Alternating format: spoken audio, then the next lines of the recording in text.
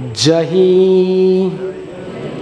आसुरं भावम् इमं त्वम् आत्मनः समं मनः धतस्व न सन्ति विद्दिशः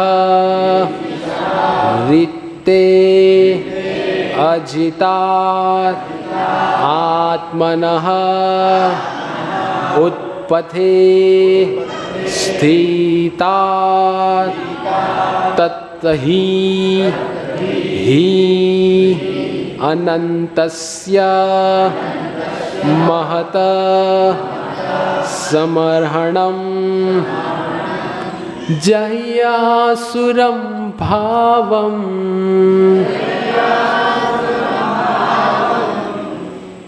इमं त्वम् आत्मनः समं मनोधतस्व न सन्ति विदिशः ऋते जिताद् आत्मा आत्मना उत्पद्यते स्थिता तद्धियनन्तस्य महत समर्हणं जह्यासुरं भावम् इमं त्वम् आत्मनः समं मनोधतस्व न सन्ति विदिशः ऋते जितादात्मना उत्पतते स्थिता तद्धिय अनन्तस्य महत समर्हणं जह्यासुरं भावम् इमं त्वमात्मनः समं मनोधतस्व न सन्ति विदिशः ऋते जिताद् आत्मना उत्पद्यते स्थिता तद्धियनन्तस्य महत समार्हणं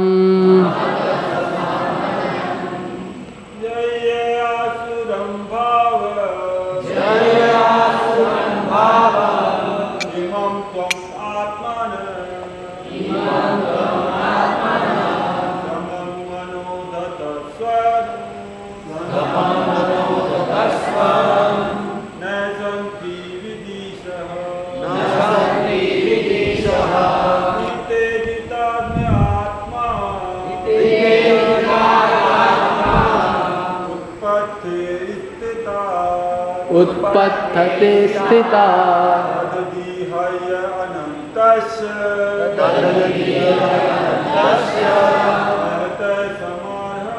महत समार्हणं। माताजी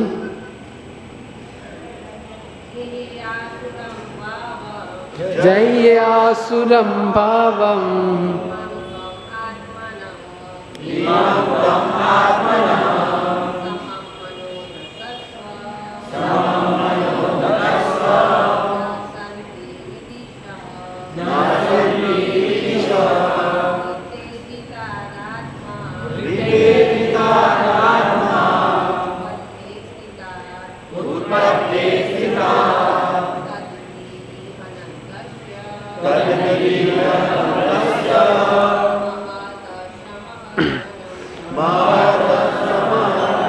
शब्द सार अनुवाद एवं तात्पर्य। कृष्ण कृपा मूर्ति अभय चरणारविंद भक्ति वेदांत स्वामी श्रील प्रभुपाद के द्वारा इस्कॉन के संस्थापक आचार्य। सब थोड़ा आगे आगे आ जाइएगा।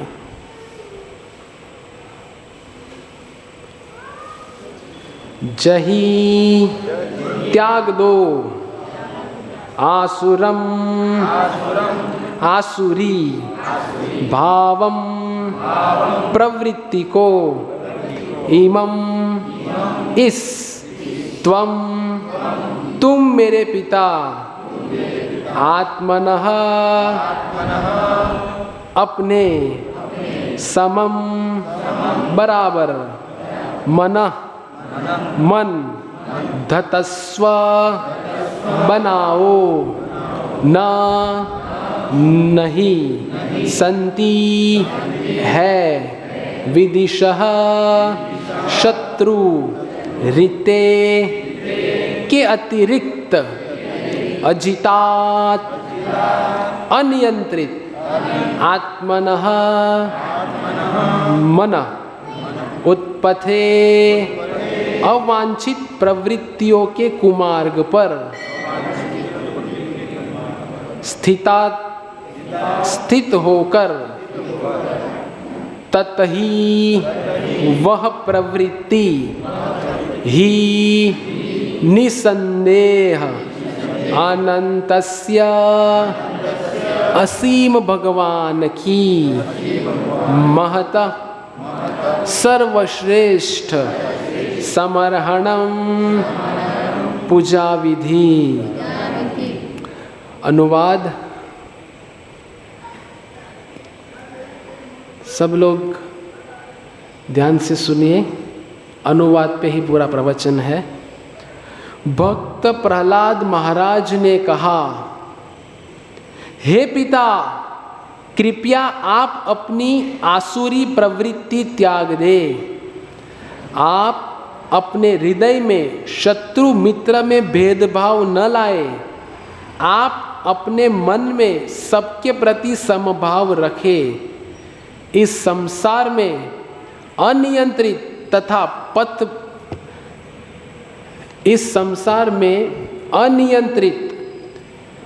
तथा पथभ्रष्ट मन के अतिरिक्त अन्य कोई शत्रु नहीं है।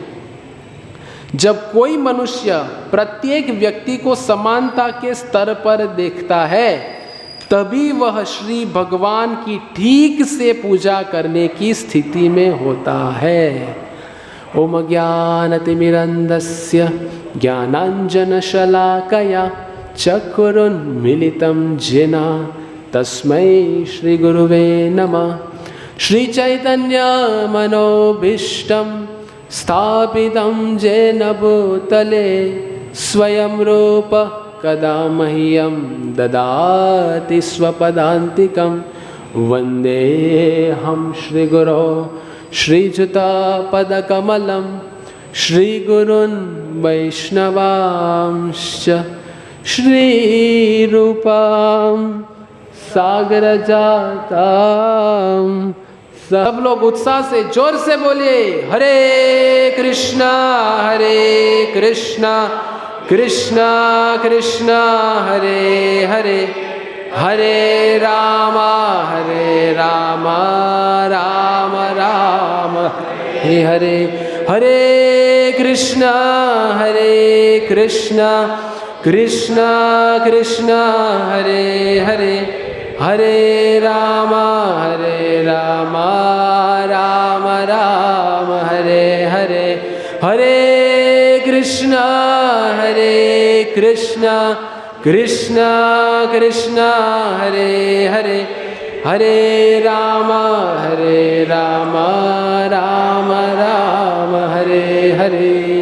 हरे कृष्णा तो सभी का स्वागत है हमारे आने वाले रविवार के नरसिंह चतुर्दशी के सत्र में। नरसिंह चतुर्दशी आने वाले रविवार को है। तो प्रश्न ये है कि आने वाला रविवार है तो इस रविवार क्यों? ताकि हम नरसिंह चतुर्दशी को अपना मनोभाव बना सके। कितने बार नरसिंह चतुर्दशी आ गई, बहुत बार मनाई, हमें लगता है कि नरसिंह चतुर्दशी में क्या इतना विशेष। जैसे हम पिछले रविवार गदाधर पंडित जी के आविर्भाव महोत्सव में देखे कि चैतन्य महाप्रभु गदाधर पंडित से बार बार श्रवण करते थे। याद है आपको? प्रहलाद महाराज की शिक्षाएं, ध्रुव महाराज का वृत्तांत, तो बार बार सुनने से होगा क्या? लीला वही है, लेकिन जैसे वर्ष प्रति वर्ष बीतते हैं कि हमारे साक्षात्कार बदलते हैं, हमारे अनुभव बदलते हैं। तो आज हम चर्चा करेंगे नरसिंह भगवान की लीला से 3 शिक्षाएं, 3 प्रमुख शिक्षाएं हैं, और वो शिक्षा के अंतर्गत 4 शिक्षाएं हैं। तो वो सब शिक्षाएं आप और मैं, हम सब लोग मिलके आत्मसात करने का प्रयत्न करेंगे। ऐसा नहीं कि मैं इधर से बोल रहा हूँ मतलब मैं बहुत शुद्ध हो गया, आपसे भी गई हुई स्थिति है मेरी। तो हम प्रयत्न करें कि नरसिंह भगवान से आज जो हम सीखे वो याचना करें। नरसिंह चतुर्दशी के अवसर पे सुबह से हम भगवान से प्रार्थना करें तो हमारा नरसिंह चतुर्दशी मनाने के मनोभाव को हम बना सके। तो नरसिंह भगवान ने हिरण्यकश्यपु नाम के असुर का वध किया। तो अभी जब नरसिंह भगवान प्रकट होंगे, आने वाले रविवार को प्रकट होंगे ना वापस, पुनः कलयुग में भगवान बार बार प्रकट होते हैं त्योहारों के माध्यम से। तो हमारा कोई शत्रु है? बाजू वाला, अगल बगल वाला कोई है तो नाम बता सकते हैं आप, तो हम बोलेंगे आने वाले रविवार को। तो कौन है हमारा शत्रु?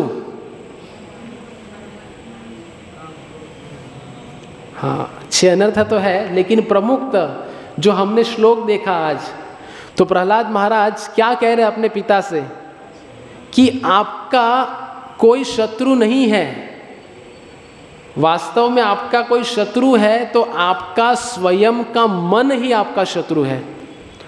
और वो हम भी अनुभव कर सकते हैं कि हमारा मन इतना चंचल है कि अभी आप बैठे हैं इधर शारीरिक रूप से, पर मन पीछे होगा, आज क्या बनाया होगा, सुगंध तो बढ़िया आ रही है, आज खिचड़ी तो नहीं होगा, वो पक्का है, क्योंकि सुगंध दूसरी वाली है आज।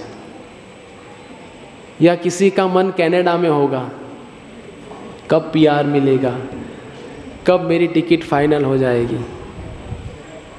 तो वास्तव में हमारा स्वयं का मन हमारा सबसे बड़ा शत्रु है। तो जो प्रहलाद महाराज कह रहे हैं कि मन को मनाना है तो कैसे, तो हम आज से देखेंगे। तो नरसिंह लीला में मुख्य कितने किरदार है? किरदार समझते हैं? पात्र। नरसिंह लीला किन किन लोगों के बीच में हुई? कौन है प्रमुख पात्र?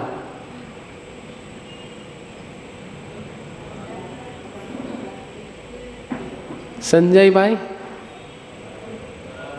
प्रहलाद महाराज, हिरण्यकशिपु, नरसिम्हदेव। बहुत सही, ये 3 प्रमुख किरदार है। तो इन तीनों से हम शिक्षा लेने का प्रयत्न करेंगे।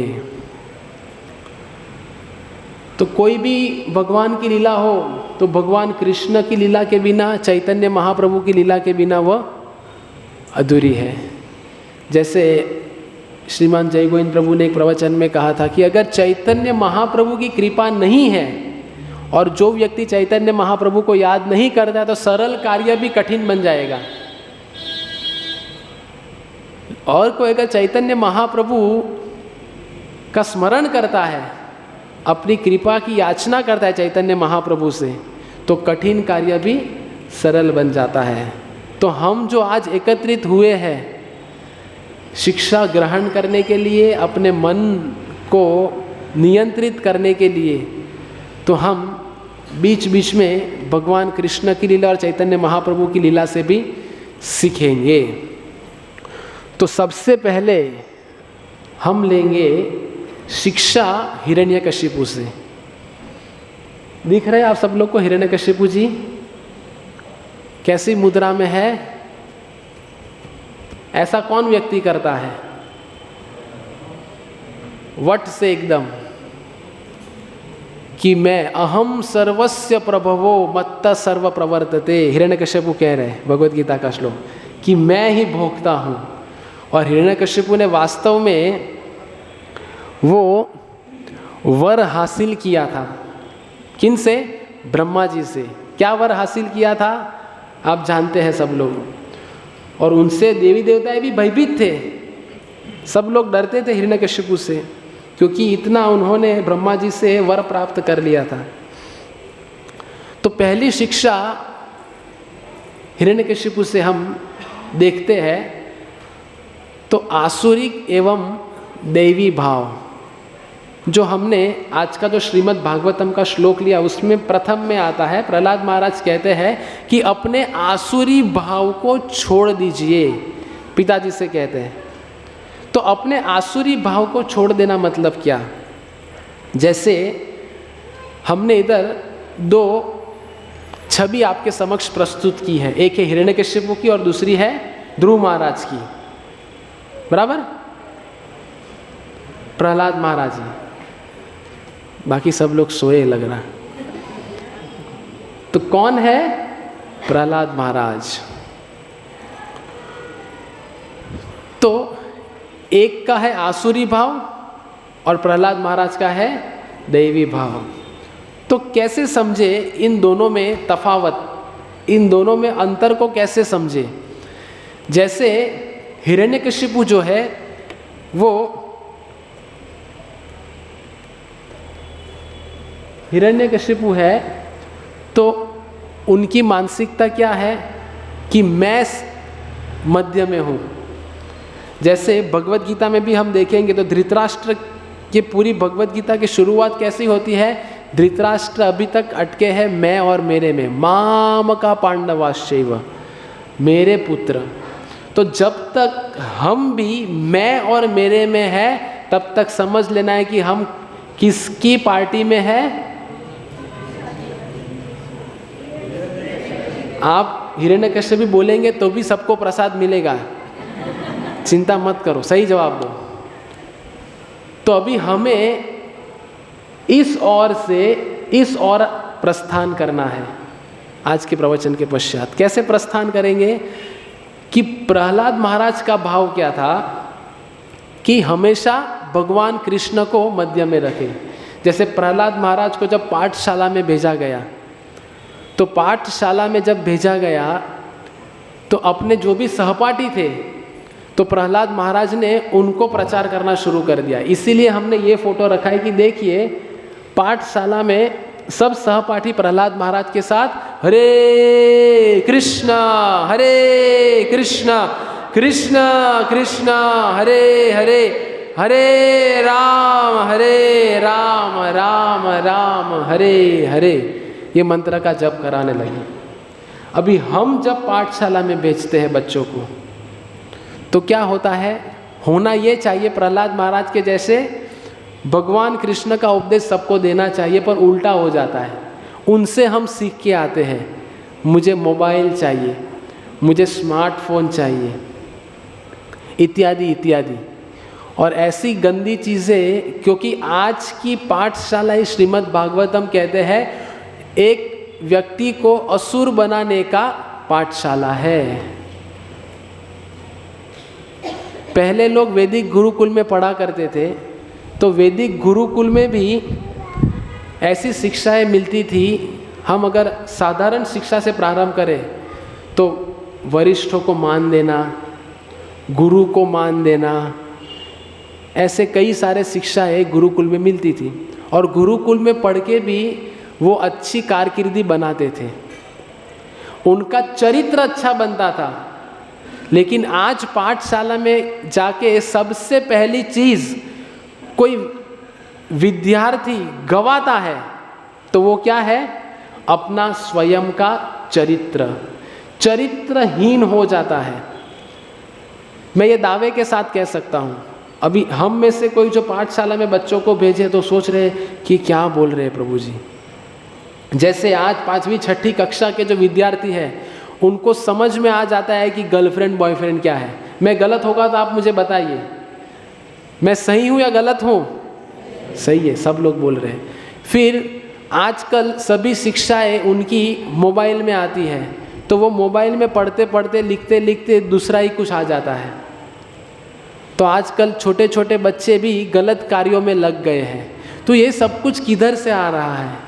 हमने जो ये माहौल खड़ा किया है इसी से आ रहा है। तो हम कौन से मुद्दे पे है? ये प्रथम मुद्दा ध्यान में रखिए। ये शिक्षा किससे प्रारंभ हो रही है?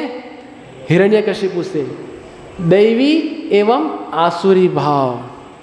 तो ये हम समझ गए कि इन दोनों में अंतर क्या है। जब कृष्ण भगवान को मध्य में रख के हम कोई कार्य करेंगे तो दैवी भाव है, और जब कृष्ण भगवान को हमारे जीवन के मध्य से निकाल देते हैं तो वो आसुरी भाव है। और आज पूरे संसार में यही है कि मध्य में अपने को रखो, लोग कहते हैं ना। इसीलिए लोग बार बार आईने में देखते हैं।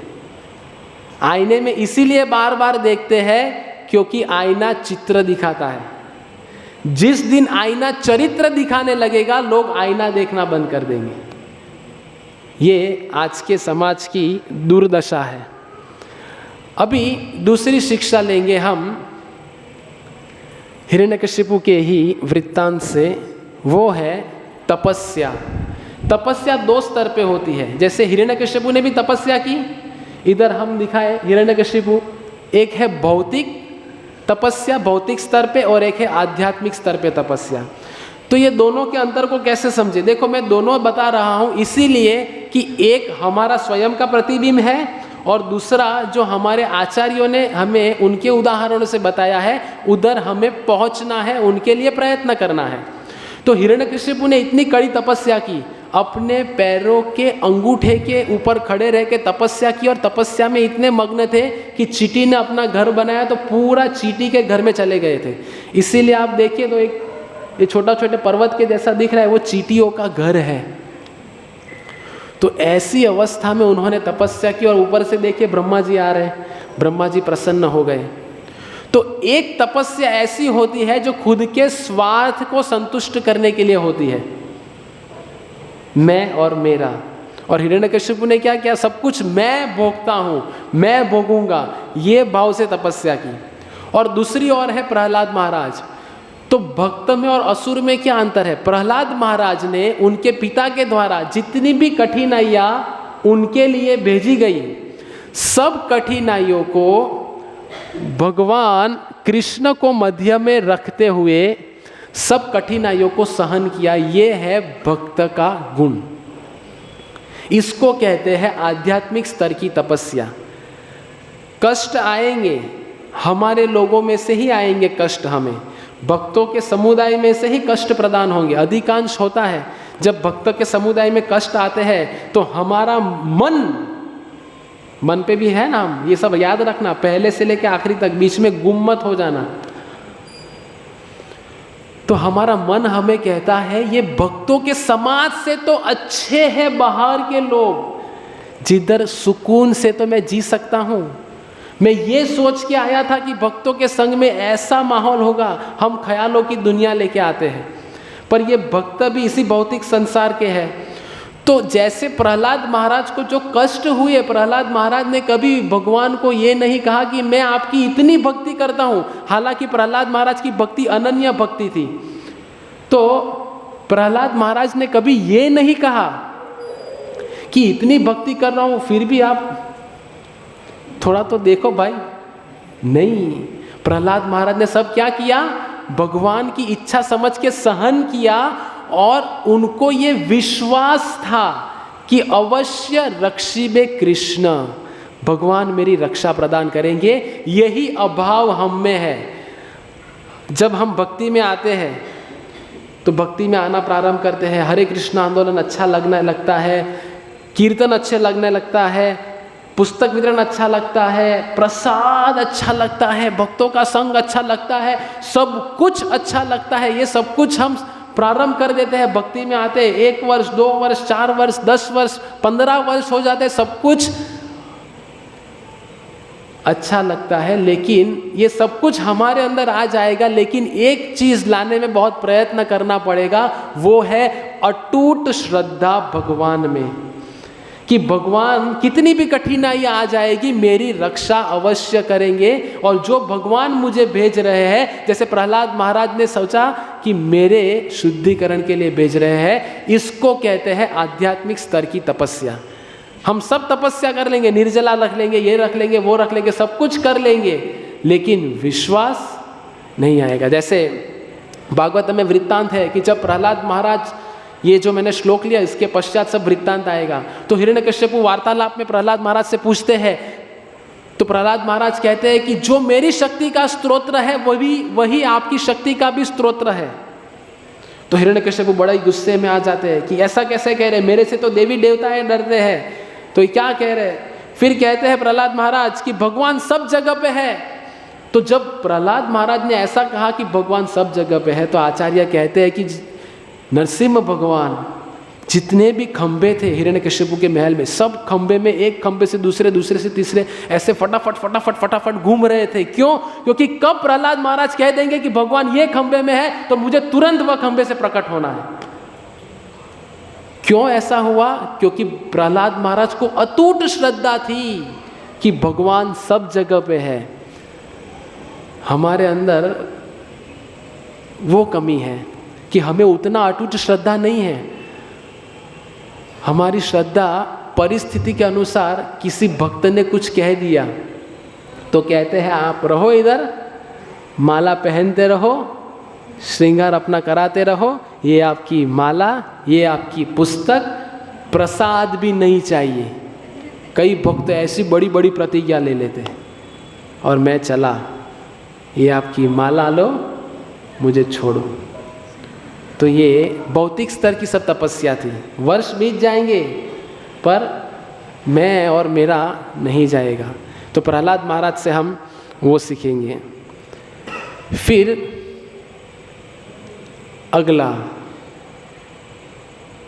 क्या है, ये हिरण्यकशिपु और नरसिम्हदेव।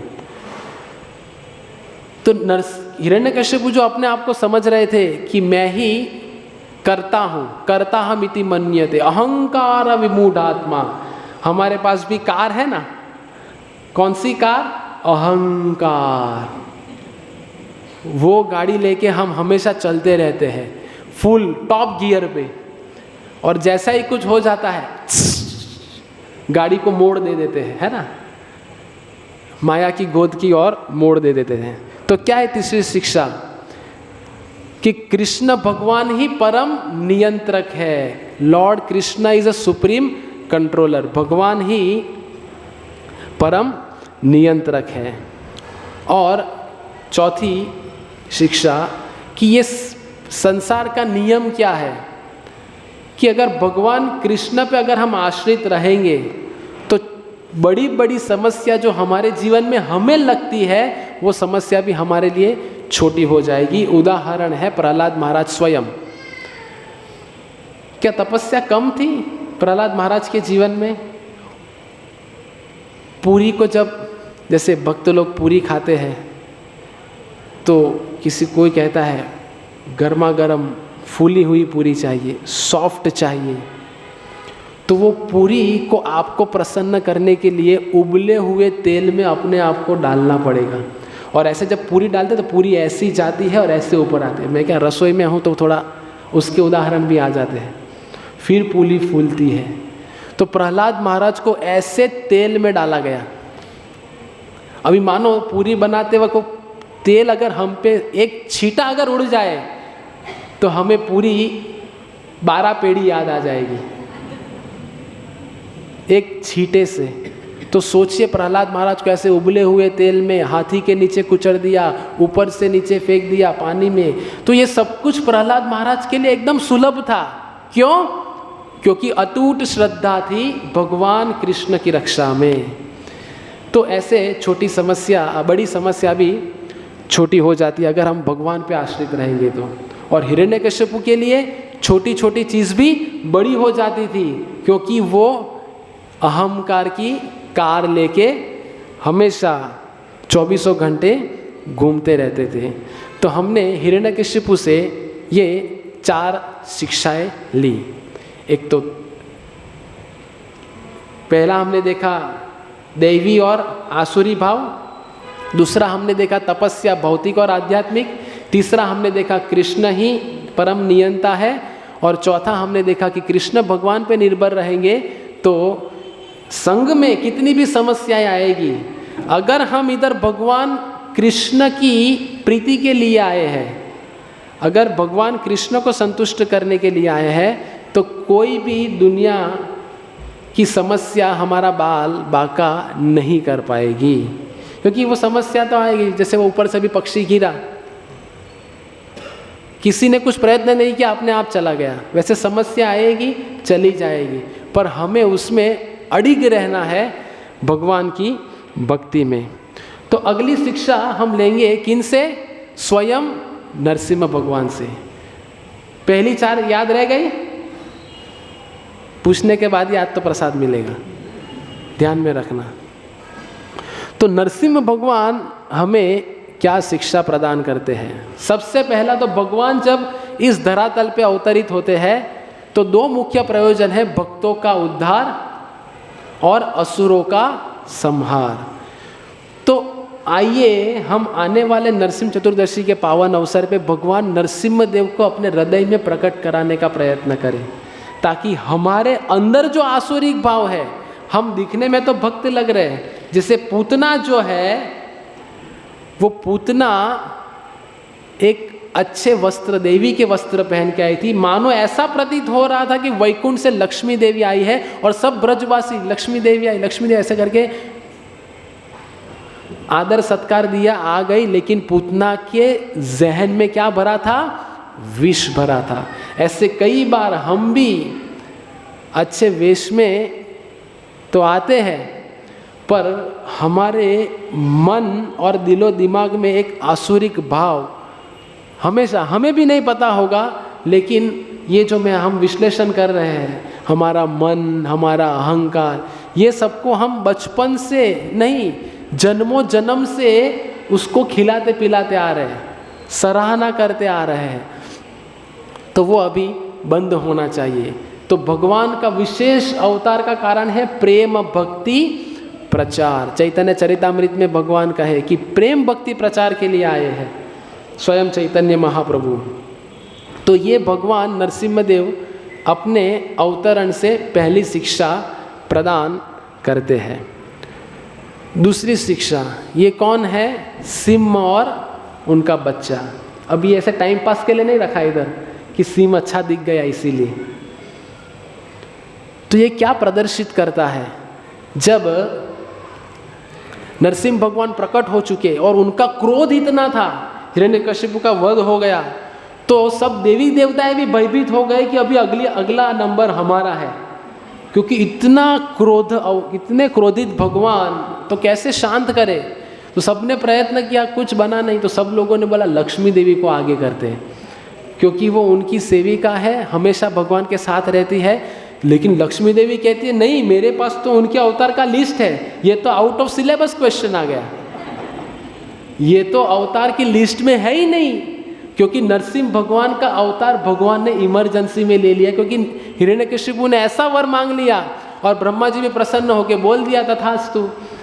तो उनकी ब्रह्मा जी के वचन झूठे ना जाए, इसीलिए भगवान ने नरसिम्हा देव का रूप धारण कर लिया। और उनके अवतार की विशेषता क्या है वो आगे देखेंगे। तो फिर ब्रह्मा जी कहते हैं कि अभी एक ही आखिरी ब्रह्मास्त्र है, तो वो कहते हैं प्रहलाद महाराज से कि आप आगे जाइए। तो जैसे आप देखिए कि ये सिंह का बच्चा जब माँ को देख रहा है तो बहुत प्रसन्न है ना। हमारा सिंह का तो छोड़ो, सुबह मंगल आरती में आते हैं तो कुत्ते की आवाज़ सुन के गाड़ी ऐसी हो जाती है, पीछे पड़ते हैं तो सोचो सिंह की गर्जना हो जाएगी तो क्या होगा। तो अपना सिंह का ये जो बच्चा है वो प्रसन्न है। जैसे नरसिम्हा भगवान के समक्ष जब प्रहलाद महाराज गए, तो प्रहलाद महाराज को देखते ही नरसिम्हा भगवान का क्रोध जितना भी था, पूरा क्रोध उनका शांत हो गया।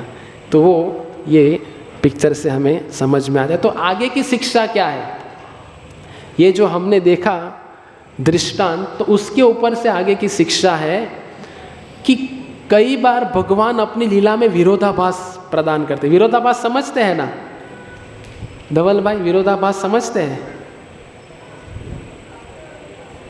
जैसे विरोधाभास क्या है कि मैं अभी बोलूँगा प्रवचन में गाली नहीं देना चाहिए, लेकिन प्रवचन के बाद मैंने आपको ही अपशब्द कह दिए, तो आप बोले अभी तो बोला और अभी यही कर रहे हैं। इसको कहते हैं विरोधाभास, कि आपने जो बोला वो आप पालन नहीं कर रहे। तो वैसे भगवान की लीला में भी कई बार भगवान जानबूझ के विरोधाभास देते हैं। जैसे रामायण में हम देखें तो सीता माता को वाल्मीकि मुनि के आश्रम में भेज दिया, सीता माता को अग्नि परीक्षा दिलवाई, इत्यादि इत्यादि बहुत सारे। जैसे मैंने भी एक बार प्रवचन में कहा था कि जो पेड़ पे उल्टा लटक के तपस्या कर रहे थे, रामचंद्र जी ने उनका वध कर दिया। तो क्यों भगवान ऐसे विरोधाभास शास्त्रों में लाते हैं? ताकि लोग उनकी चर्चा करें, और वो चर्चा के माध्यम से प्रभु श्री रामचंद्र जी और भगवान कृष्ण के गुणगान आ जाए बाहर। क्योंकि अगर विरोधाभास नहीं होगा, सब कुछ देखो, मानो रास्ता एकदम साफ है, एकदम सरल है, तो सब लोग अपनी मस्ती में जाएंगे, कोई कुछ बोलेगा नहीं। लेकिन अचानक से स्पीड ब्रेकर आ जाए या खड्डा आ जाए या कुछ आ जाए तो सब लोग ए भाई ये क्या बनाया ऐसा, तो चर्चा में आ जाता है। तो इसलिए भगवान विरोधाभास प्रकट करते हैं अपने शास्त्रों में, ताकि हम उनमें से कुछ मर्म शिक्षा निकाल सकें। तो भगवान क्या है? वज्रादपि कठोरम कुसुमादपि कोमलम। वज्र से अधिक कठोर है और पुष्प से अधिक कोमल है। अभी समझ में आया? अधिकांश देखो, जो व्यक्ति वो क्या बोलते हैं, जो व्यक्ति थोड़ा अकड़ू है, अकड़ू समझते ना, जो व्यक्ति ज़्यादा गुस्से वाला है उनसे प्रेम की अपेक्षा कर सकते हैं क्या? जिनके जहन में अकड़ भरी है, अकड़ तो मुर्दे में भी होती है, तो अकड़ है, क्रोध है, उनसे प्रेम की अपेक्षा नहीं रख सकते। और जिस व्यक्ति के जहन में प्रेम भरा है, हमेशा प्रेम का व्यवहार करेगा, उनसे अगर आप कहेंगे इनके ऊपर गुस्सा हो, ये ऐसा कर रहा है, तो वो गुस्सा होएगा ही नहीं। तो एक व्यक्ति के अंदर क्रोध और प्रेम ये केवल और केवल भगवान में ही संभव है। इसीलिए मैंने नीचे लिखा है कि सभी विरोधाभास केवल और केवल भगवान के साथ ही संभव है, हम जैसे बद्ध जीवात्माओं के साथ संभव नहीं है। कैसे समझे? जो मैंने उदाहरण दिया कि भगवान क्रोधित हो गए, हिरण्यकशिपु को देख के उनका वध कर दिया, और इतने क्रोध थे कि कोई शांत नहीं कर पाए। लेकिन प्रहलाद महाराज को देखा तो भगवान तुरंत ही शांत होकर अपना प्रेम प्रदान करने लगे। तो भागवत में वर्णन है कि भगवान नरसिम्हदेव प्रहलाद महाराज को चाटने लगे जैसे अपनी गाय अपने बछड़े को चाटती है। कब चाटेगी? जब बछड़े के प्रति उनका प्रेम उमड़ के आता है तब। तो जो इतने गुस्से में थे नरसिम्ह भगवान, तुरंत ही वो इतने प्रेममय बन गए प्रहलाद महाराज के प्रति। तो ये है भगवान नरसिम्हदेव से शिक्षा। तो चित्र में हम देख सकते हैं कि कैसे भगवान व्यवहार कर रहे हैं प्रहलाद महाराज से। फिर तीसरा, भगवान अपने अवतरण से बताते हैं कि जैसे हिरण्यकश्यपु ने इतनी तपस्या की और वर मांग लिया, क्या? न घर के अंदर, न बाहर, न अस्त्र, न शस्त्र, न दिन, न रात, न सुबह, न शाम, किसी से मेरा वध नहीं होगा। तो भगवान कहते हैं जो व्यक्ति मुझे छलने आता है, मैं भी सबसे बड़ा छलिया हूँ। तो जो छलने आएगा भगवान को, भगवान उनको ही छला देंगे। कैसे? जैसे हिरण्यकश्यपु ने युक्ति की, इधर हम देखें तो इधर हिरण्यकश्यपु ने ऐसी युक्ति लगाई कि वो जानता था कि विष्णु ऐसा है, भगवान विष्णु ऐसे है, तो भगवान विष्णु भी अभी मुझे मार नहीं सकेंगे क्योंकि मैंने ऐसा वर मांग लिया है। क्योंकि उनके अवतरण का लिस्ट में जानता हूँ, ऐसा कोई भी अवतार नहीं जो मेरे क्राइटेरिया में बैठे। तो फिर भगवान देखो कितना सुंदर भगवान का रूप दिख रहा है, आप वो देखिए कितने सुंदर दिख रहे हैं भगवान। जब खंभे में से तोड़ के भगवान अभी क्रोधित है, फिर भी भगवान सुंदर दिख रहे हैं। इसको भी विरोधाभास कहते हैं ना।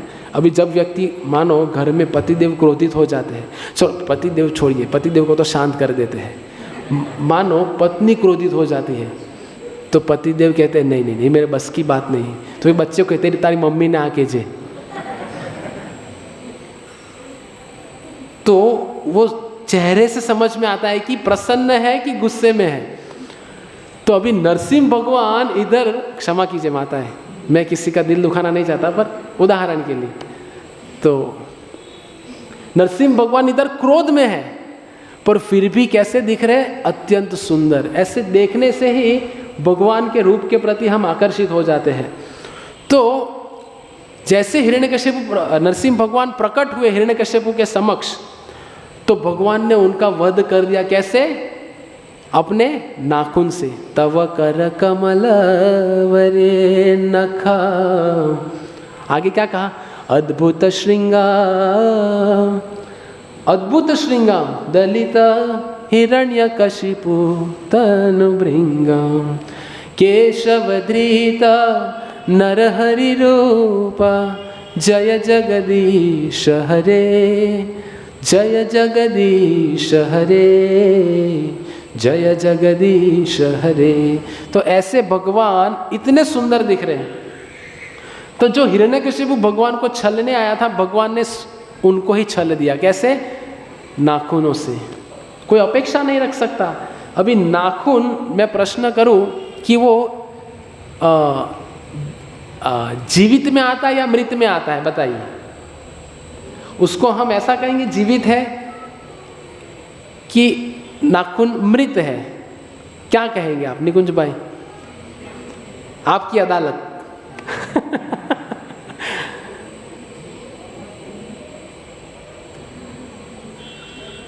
बनने हो, यस, सही बात है।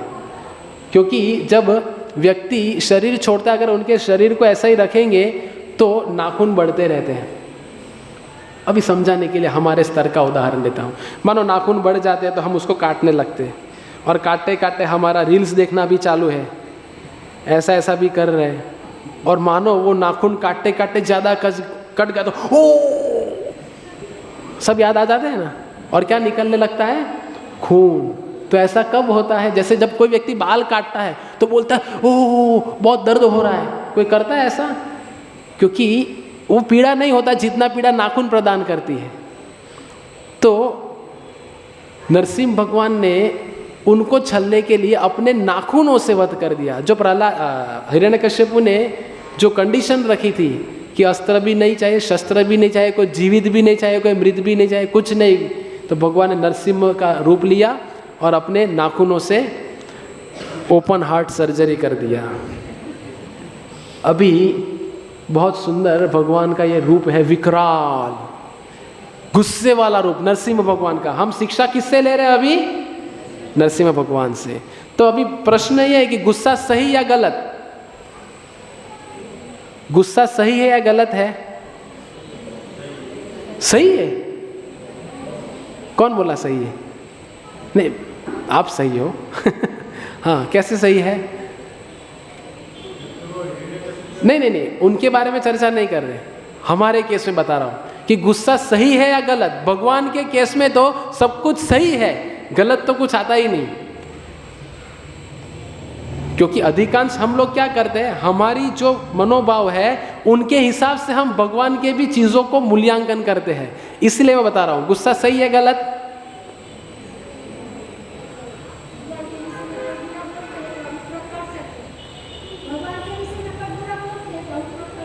हाँ, तो गुस्सा जब हम करते हैं तो वो हमारे बंधन का कारण बनेगा, लेकिन जब गुस्सा भगवान करते हैं तो हमारी मुक्ति का वो कारण बनता है। अभी इसका मतलब ऐसा नहीं कि सबके साथ प्रेम से रहो, कोई आके कुछ भी बोल जाए, हमारे आंदोलन को कुछ कह दे, कुछ भी कर दे, तो आप कहेंगे प्रभु जी ने प्रवचन में कहा है गुस्सा नहीं करने का। जिधर जरूरी है उधर गुस्सा करना आवश्यक है, जैसे कि हनुमान जी ने किया। अगर हनुमान जी गुस्से में नहीं आते तो लंका नहीं जला पाते थे। एक्स्ट्रा सेवा की हनुमान जी ने, लिस्ट में जो लिखी थी उससे अधिक सेवा की। हमारा उल्टा होता है, लिस्ट में होती है वो भी नहीं कर पाते हम, तो लिस्ट की अधिक तो छोड़ दो। तो हनुमान जी अपने उदाहरण से बता रहे हैं कि हमेशा सेवा करो तो एक्स्ट्रा सेवा करो।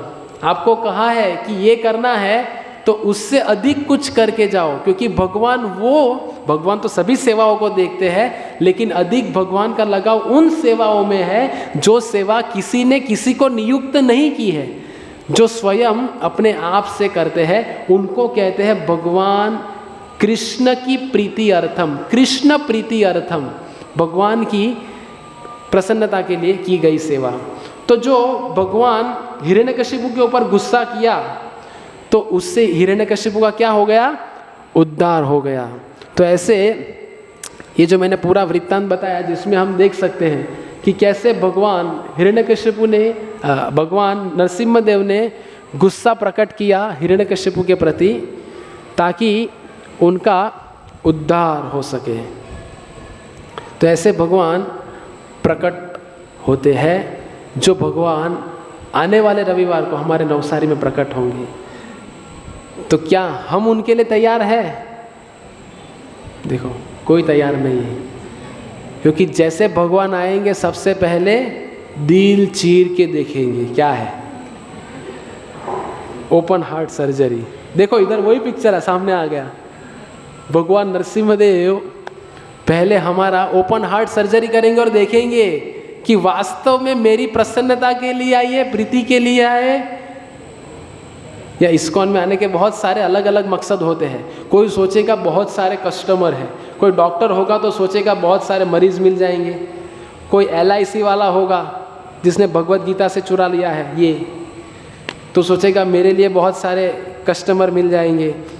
तो हम क्या मनोभाव से आए भगवान पहले देख लेंगे। तो हम सब मनोभाव छोड़ के केवल और केवल भगवान की प्रसन्नता के लिए आना है।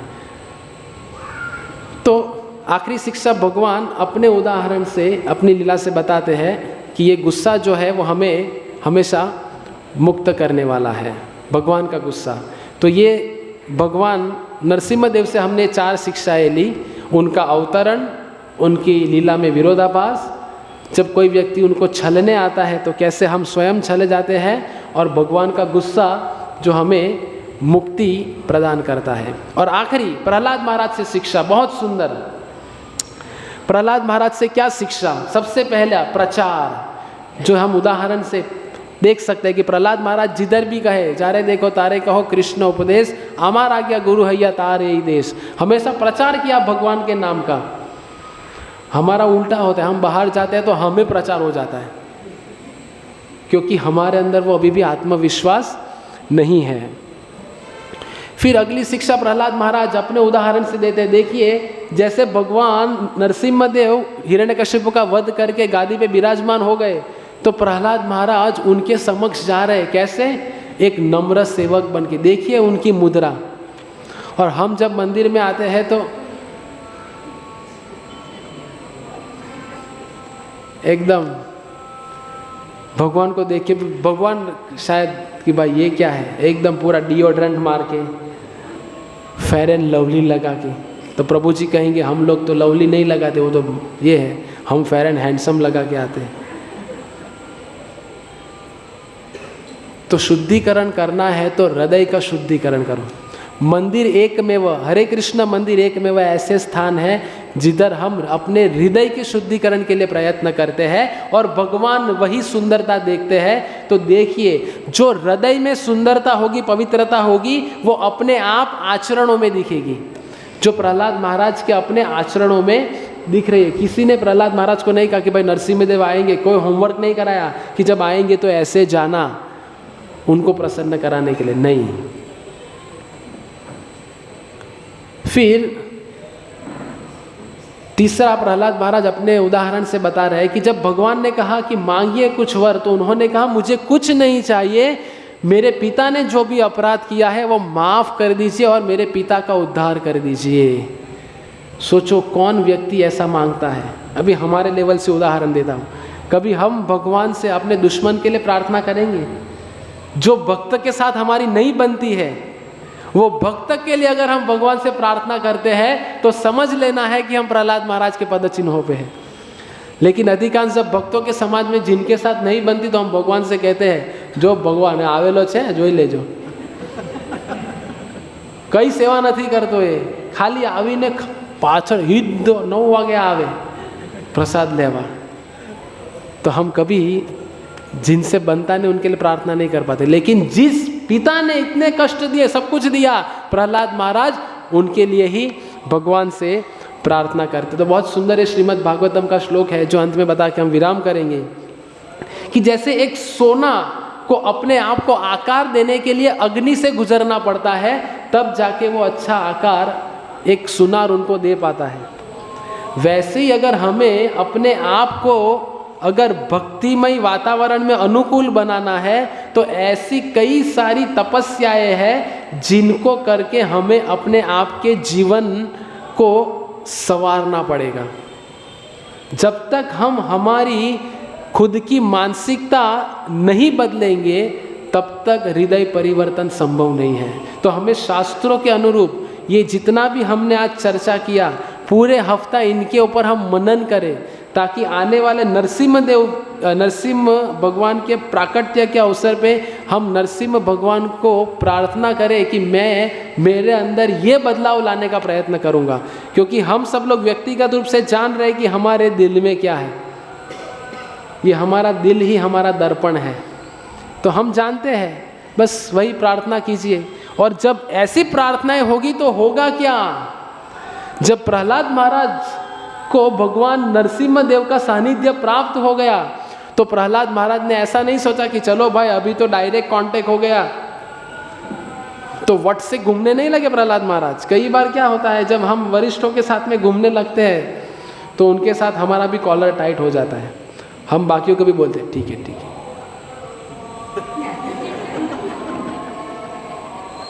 नहीं, प्रहलाद महाराज हमेशा अपने गुरु को श्रेय दे रहे थे कि मेरे गुरु नारद मुनि की कृपा से। तो देखिए नारद मुनि का प्रसन्न चेहरा, कि कैसे नारद मुनि प्रसन्न हुए जब प्रहलाद महाराज और नरसिम्ह देव का मिलन होता है।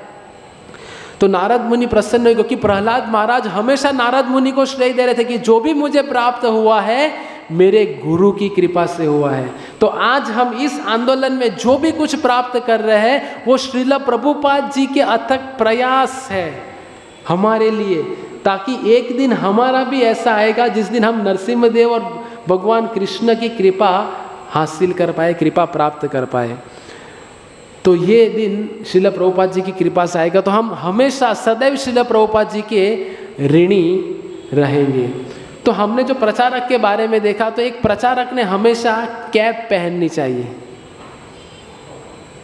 निकुंज भाई को प्रश्न पड़ा कि प्रभु जी ने अभी तो बोला कि वट में नहीं आना है और अभी बोल रहे हैं कि कैप पहन के आना है।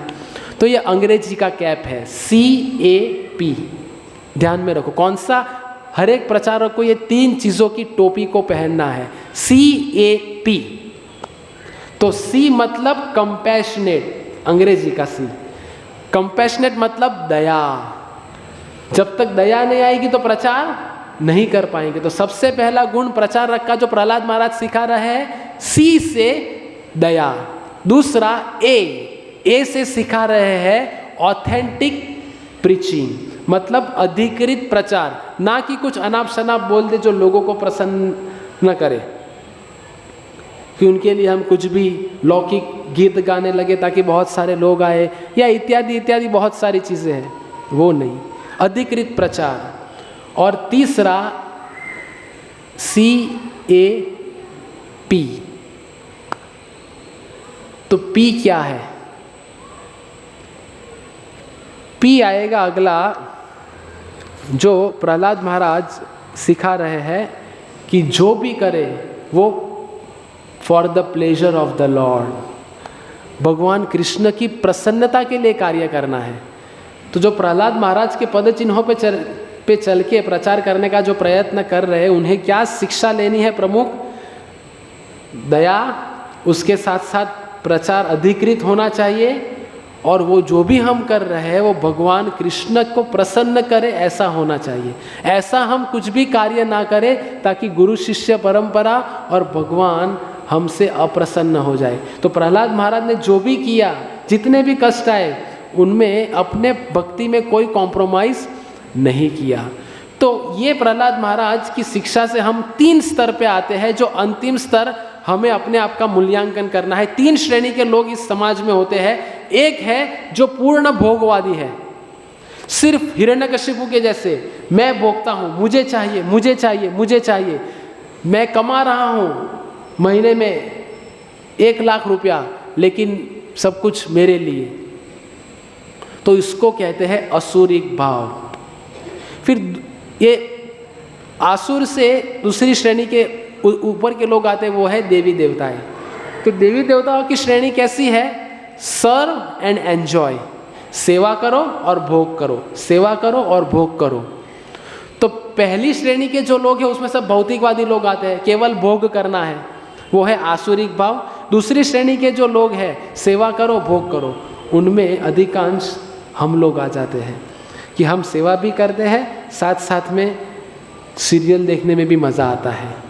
सेवा तो कर रहे हैं लेकिन साथ साथ में IPL भी देखना पड़ता है, T20 भी देखनी पड़ती है, इत्यादि इत्यादि इत्यादि बहुत सारी। कोई कहते हैं वेब सीरीज़ ये वो, तो हम सेवा भी कर रहे हैं भोग भी कर रहे हैं। तो ये दूसरी श्रेणी है। लेकिन उससे ऊपर की श्रेणी जो श्रील प्रभुपाद जी हमें सिखाए, अनअलॉयड डिवोशनल सर्विस, शुद्ध प्रेम भक्ति, अनन्य भगवान कृष्ण के चरणों में भक्ति, तो ये श्रील प्रभुपाद जी सिखाए हमें। और वही श्रील प्रभुपाद जी हम सबसे प्रहलाद महाराज के पद चिन्हों पे चल के अपेक्षा रख रहे हैं कि हम भोगवादी वृत्ति भी ना रखें, हम सेवा के साथ साथ भोग की वृत्ति भी ना रखें, लेकिन हम ऐसी वृत्ति रखें जो रूप गोस्वामी बता के गए, अन्या अभिलाषिता शून्यम ज्ञान कर्म आदि अनावृतम अनुकूल्येनो कृष्णानुशीलनम भक्तिर उत्तमम। कौन सा मैं पहली लाइन बताया?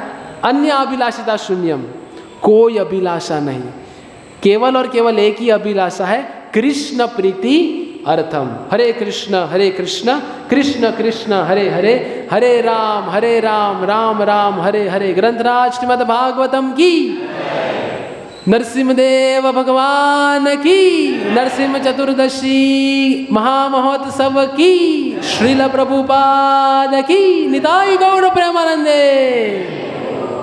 तो आप सब लोग मेरे लिए भी प्रार्थना कीजिए ताकि मैं भी ये सब आत्मसात कर पाऊँ।